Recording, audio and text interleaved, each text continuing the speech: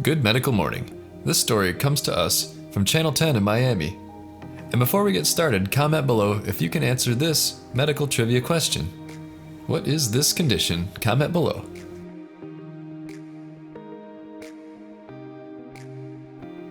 According to Channel 10, a 14-year-old boy and his family arrived in Miami last month from Cuba on a medical visa after having spent years trying to seek medical attention for their son's disorder.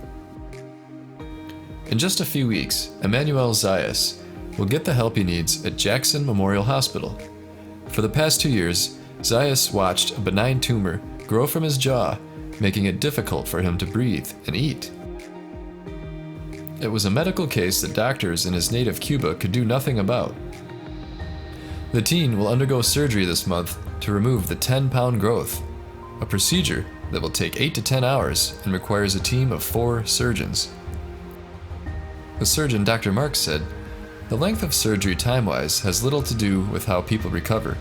It has to do with the blood loss. We are being very careful to preserve any blood flow and tie off blood vessels that will get him to recover sooner."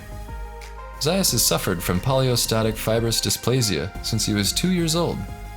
The disorder has crippled his leg, softened his skull bone, and led to a pimple on his nose that never stopped growing.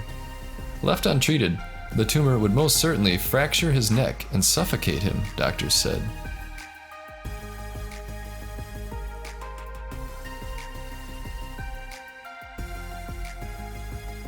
Click like if you enjoy medical stories like these, and make sure to check out these amazing blemish removal tools. Thanks for watching.